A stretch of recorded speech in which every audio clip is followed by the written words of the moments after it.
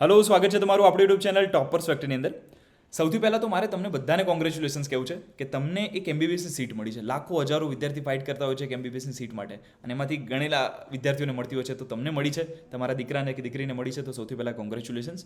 હવે જો આજનો જે વિડીયો છે, 6 ગવર્મેન્ટ મેડિકલ કોલેજ અને એક એસિક મેડિકલ કોલેજ, 7 મેડિકલ કોલેજના કટ ઓફ પર આપણે ધ્યાન આપવાના છે.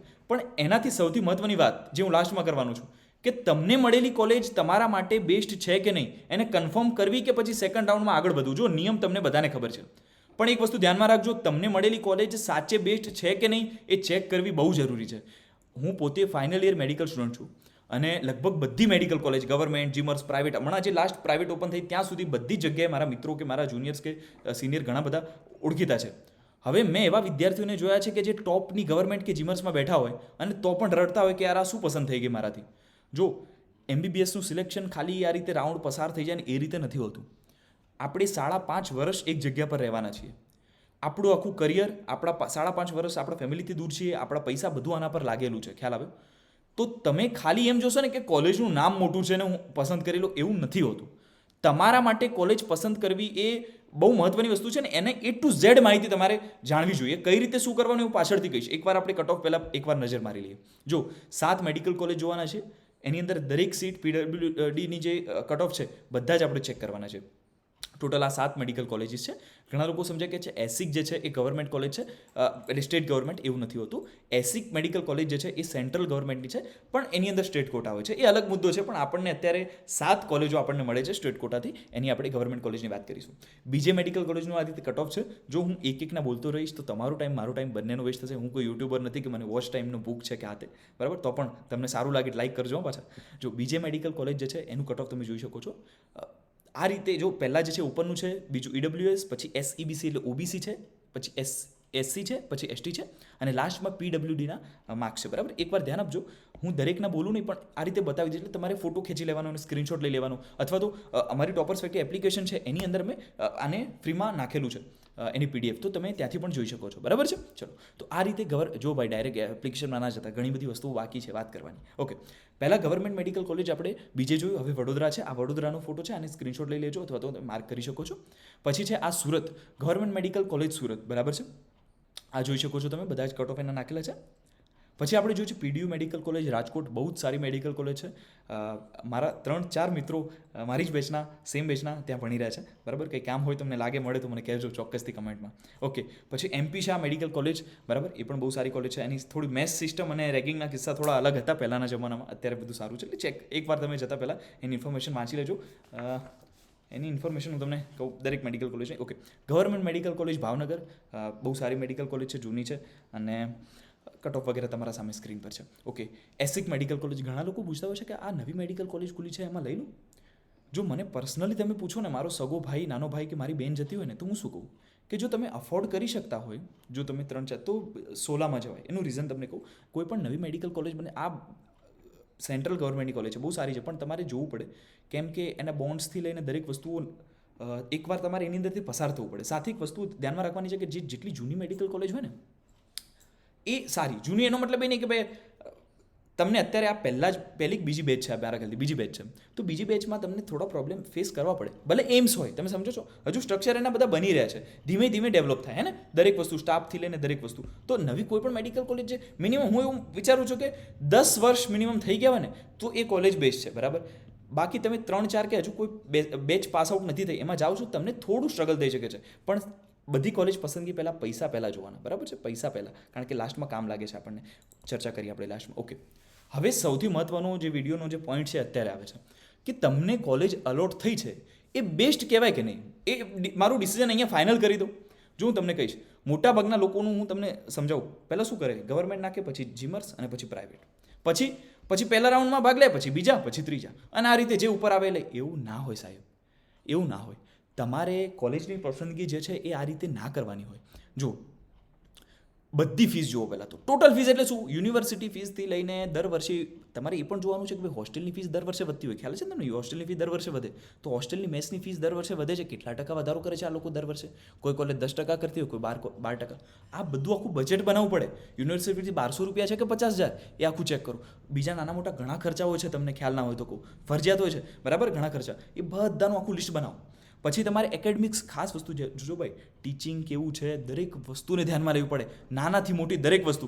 લોકેશન, તમે હવે હું તમને નામ નહીં કહું, અમદાવાદની એક બહુ સારી કોલેજ છે, બરાબર, એના લોકેશન પર જાઓ ને, હોસ્ટેલમાં રહેતા હોય ને તમારું મગજ કામ કરતું જ બંધ થઈ જાય, એના આજુબાજુનું એન્વાયરમેન્ટ માણસ ગાંડો થઈ જાય. મને હમણાં એક પ્રેક્ટિકલ માટે ગુજરાત યુનિવર્સિટીમાં જે વિદ્યાર્થીઓ અમને શું એકબીજાની કોલેજોમાં પ્રેક્ટિકલ્સ માટે મોકલતા હોય છે, જે 10 કોલેજ છે એની અંદર, તો તમે ત્યાં જાઓ તો તમારું મગજ જ કામ ના કરે, ત્યાં મફતમાં કોઈ રાખે ને તો પણ ના રહેવાય, બરાબર છે. 5 વર્ષ ખબર નહીં છોકરા કઈ રીતે રહે છે. તો હવે આ જોયા વગર તમે જુઓ, રેન્કિંગમાં તો ટોપની નજીક જ છે એમ. હવે એ કોલેજને પસંદ કરીએ તો આપણું કેટલું નુકસાન થાય 5.5 વર્ષ, બરાબર છે. તો ધ્યાનમાં રાખવું, હે ને. હું ઓપનલી આ બધી વસ્તુઓ બોલી નથી શકતો, પણ હું તમને કહીશ. બીજું છે લોકેશન, બરાબર, સોરી, લોકેશન, ટ્રાવેલ, સેફટી, બધું સેફટી ખાસ એ કોલેજની સેફટીની વાત કરતો હતો હું, બરાબર છે. સેફટી એનો મતલબ ખાલી સિનિયરથી તકલીફ પડે એની વાત નથી કરતો, આજુબાજુની સેફટી, એન્વાયરમેન્ટ બધું જોવું પડે ભાઈ, બરાબર છે. હોસ્ટેલ રૂમ કેવા છે, મેસ કેવી છે, તેના રૂલ્સ કેવા છે, બધું ધ્યાન આપવું પડે, હે ને. હોસ્પિટલ તમે જોશો તો હોસ્પિટલનું ક્લિનિકલ એક્સપોઝર કેટલું છે. હવે હું તમને અત્યારે મારી સાથે રિપોર્ટ છે, આ દરેક કોલેજનો રિપોર્ટ છે, બરાબર છે, દરેક કોલેજનો રિપોર્ટ છે, બરાબર. ઘણીવાર અંદર અમે લખ્યું છે કે ગવર્મેન્ટમાં એમને ઓફિશિયલી આ બતાવ્યું છે ને, આટલું ડિસ્ક્લોઝ નથી કર્યું છે શું છે સાચી ઇન્ફોર્મેશન. ક્લિનિકલ બેડ બતાવી દીધા, આટલા સમજો કે 1500 બેડ છે, ત્યાં ચાલતા હોય 200, હે ને. ઘણી ગવર્મેન્ટ મેડિકલ, ઘણી પ્રાઇવેટ મેડિકલ કોલેજ, ઘણી જીમર્સમાં આ બધા પ્રોબ્લેમ છે, બરાબર. આ તમને કોઈ જ નહીં કે લિસ્ટ બનાવીને જેટલા કાઉન્સલર જોડે જશો તમે, કાઉન્સેલિંગ કરાવશો, બધા લોકો એક લિસ્ટ બનાવે, એ ખોટા નથી, પણ તમારા માટે એક લિસ્ટ કામનું નથી. ખ્યાલ આવે તમને? એક બધું જોવું પડે. સાથે બીજી વસ્તુ છે, તમારી બોન્ડ છે કે બીજી નાની મોટી વસ્તુ તમારા માટે શું કામનું છે શું નથી, એ તમે પ્રોઝ એન્ડ કોન્સ જાતે વાંચશો તો જ તમને ખબર પડશે. હવે આ બધી વસ્તુઓ તમે ઓનલાઈન સર્ચ કરશો ને સાહેબ, તો તમે એક વેબસાઇટ કે એક જગ્યા પર જઈને ચેક કરશો કે યુટ્યુબ પર હજારો વિડીયો જોશો, તમને 4 ફીસ અને બેઝિક વસ્તુ સિવાય કંઈ જાણકારી મળે નહીં. હવે હોસ્ટેલની ફીસને બધું બધે આપ્યું છે, બરાબર, પણ દર વર્ષે કેટલો વધારો થાય છે, મેસ ફી શું છે, તેની કન્ડિશન શું છે, લોકેશન શું છે, પ્રોસ શું છે, કોન્સ શું છે, ફાયદા નુકસાન ઘેર બધી વસ્તુ ધ્યાનમાં રાખવી પડે. આ બધી વસ્તુઓ તમને કોઈ નહીં આપે, હું તમને ગેરંટી આપું છું. ટોપર્સ ફેક્ટરીની ટીમ છે ને, તમારે તો હું તો કહું છું તમારે બધાએ થેન્ક યુ કહેવું જોઈએ, બરાબર. મને નહીં, મારી ટીમને, બધા લોકો એટલી મહેનત કરી છે, એક કોલેજનો રિપોર્ટ બનાવ્યો છે સાહેબ. આ જેમ કે મારી સામે પીડીયુનો રિપોર્ટ છે, જો તમે આ પીડીયુ મેડિકલ કોલેજનો રિપોર્ટ છે મારી સામે, બરાબર છે. હવે તમે આને જોશો ને તો એની એક વસ્તુ છે, એક વસ્તુ, એટલે આ 11 પેજનો દરેક રિપોર્ટ છે, આમાં એક વસ્તુ છે, A to Z, નાનાથી મોટી દરેક ડિટેલ છે. આ વાંચો ને તો તમને ખ્યાલ આવી જાય કે પીડીયુ તમારા માટે બની છે કે નહીં, પીડીયુ કોલેજ તમારે લેવાય કે નહીં, બરાબર. આ 11 પેજનો રિપોર્ટ છે પીડીયુનો.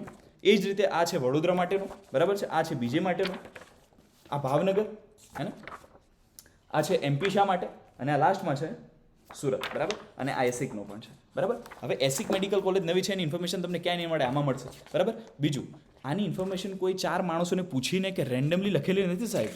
આની ઇન્ફોર્મેશન છે બકાયદા, હું જવાબદારી સાથે કહું છું. એસિક મેડિકલ કોલેજ, કોઈ પણ મેડિકલ કોલેજની ઇન્ફોર્મેશન ક્યાંથી લીધી છે, લાસ્ટ પેજમાં લખે છે કે એના સોર્સ શું છે. આ ગુજરાતની અંદર હું તમને ગેરંટી આપું છું, કોઈ વ્યક્તિ એવો નથી કે આવી ડિટેલ તમને પ્રોવાઈડ કરી શકે. અને બીજું, આ એક કોલેજની વાત નથી, 41 મેડિકલ કોલેજ, 41 મેડિકલ કોલેજના રિપોર્ટ્સ બનાવેલા છે. 2 મહિનાની મહેનત છે, બરાબર. અને ઘણા બધા મેડિકલ સ્ટુડન્ટ એના પાછળ કામ કર્યું છે, બરાબર. આવી ઇન્ફોર્મેશન તમને ક્યાંય નહીં મળે. ઓકે, હવે આ 41 કોલેજના 41 રિપોર્ટ, જેમાં દરેક રિપોર્ટ 11 પેજનો છે, એકદમ વેલ સ્ટ્રક્ચર્ડ છે, દરેક વસ્તુ એની અંદર, આ બધી જ વસ્તુ એની અંદર સમાવેશ કરવામાં આવ્યો છે, બરાબર. આ તમે જોઈ શકો છો. તો આ બધાનો ઉપયોગ કરવાનો, વાંચવાના, બરાબર, એપ્લિકેશનમાં આપેલા છે, હું તમને સમજાવીશ કઈ રીતે, પણ એનું કામ કઈ રીતે, ખાલી વાંચીને કોઈ મતલબ નથી. વાંચ્યા પછી એક લાસ્ટમાં તમને એક આ પીડીએફ મળશે, ચોઇસ લિસ્ટ બિલ્ડર કહેવાય. શું કહેવાય? Choice list builder. આના 18 પેજ છે. કેટલા પેજ છે સાહેબ? 18 પેજ. આને દરેક પેજ તમારે છે ને, દરેક પેજ છે ને, એમાં પહેલું ખોલશો ને એટલે માહિતી, થોડા પ્રશ્નો પૂછશે તમને, બધા પ્રશ્નોના જવાબ તમારે અહીંયા લખવાના. પછી બીજું પૂછશે એટલે એમાં પ્રશ્નો પૂછશે. ત્રીજું, તમે આખી ડિટેલ તમે કેલ્ક્યુલેટ કરીને લખી શકો છો. અને લાસ્ટમાં તમે ધીમે ધીમે ભરતા જશો એમ લાસ્ટમાં તમારું લિસ્ટ તૈયાર થશે કે તમારા માટે સાચે મહત્વની કોલેજો કઈ છે. ખ્યાલ આવે? એટલે તમને મળેલી કોલેજ આપણે કન્ફર્મ કરવી કે નહીં એ તમને ખબર પડે, એ તમારે એના માટે એકવાર રિપોર્ટ વાંચવો પડે, બરાબર. એમને ખબર ના પડે, બરાબર. તો આપણું કરિયર, આપણા 5.5 વર્ષ, આપણા પૈસા બધું એના પર લગાવ્યું છે. તો એકવાર આપણે આ બધા વાંચીશું. ક્યાંથી વાંચી શકીએ છીએ? આપણે વાંચી શકીએ ટોપર્સ ફેક્ટરી, મારું એપ્લિકેશન છે, બરાબર. બહુ મસ્ત એપ્લિકેશન છે. કયો વિડીયો મેં બનાવ્યો, પહેલાં તો મારે તમને બધાને થેન્ક યુ કહ્યું છે. 2700 લોકો, બરાબર, લગભગ 2700 લોકોએ વિડીયો જોયો 24 કલાકની અંદર. લગભગ એમાંથી 800 લોકો તો એપ્લિકેશન પર આવ્યા છે, બરાબર. એ લોકો આ રિપોર્ટ વાંચ્યા છે. હજારો વિદ્યાર્થીઓ, પેરેન્ટ્સ અમને થેન્ક યુ કહ્યું છે, કોલ કરીને, હાથે મેસેજ કરીને. તો સૌથી પહેલાં તો મારે તમને થેન્ક યુ કહેવું છે કે આટલો બધો પ્રેમ આપ્યો. બરાબર, જે લોકો નવા છે જેને ખ્યાલ નથી એમને કહેજો ચોક્કસથી ટોપર્સ ફેક્ટરી એપ્લિકેશન ડાઉનલોડ કરે. આ વર્ષ માટે છું, આ દર વર્ષે નથી બનાવતા, આ વર્ષે મેં બનાવ્યું છે, તો એનો ભરપૂર ઉપયોગ કરજો. બરાબર, જે લોકો iOS યુઝ કરે છે, જે લોકો આઈફોન યુઝ કરે છે, એપલ યુઝ કરે છે, એ લોકોને માય ઇન્સ્ટિટ્યૂટ કરીને મારું રેડ કલરનું એપ્લિકેશન છે, આને ડાઉનલોડ કરવાનું છે. ORG કોડ MJXMFL યુઝ કરવાનો છે અને તમે એપ્લિકેશન ડાઉનલોડ કરીને યુઝ કરી શકો છો. કોઈ પણ વસ્તુમાં તમને પ્રોબ્લેમ આવે છે, કોઈ બીજો પ્રોબ્લેમ છે, કોઈ ક્વેશ્ચન છે, કમેન્ટમાં ચોક્કસથી કહેજો. બરાબર છે, અને મળું છું તમને નવા વિડીયોની અંદર. જો રૂલ્સના વિડીયો તો મેં ઓછા બનાવ્યું છે, પણ જેટલા કામના વિડીયો છે, જે સાચે જરૂર છે વિદ્યાર્થીઓને, એ મેં ચોક્કસથી બનાવતા રહીશું. બાકી થેન્ક યુ સો મચ. જય શ્રી રામ.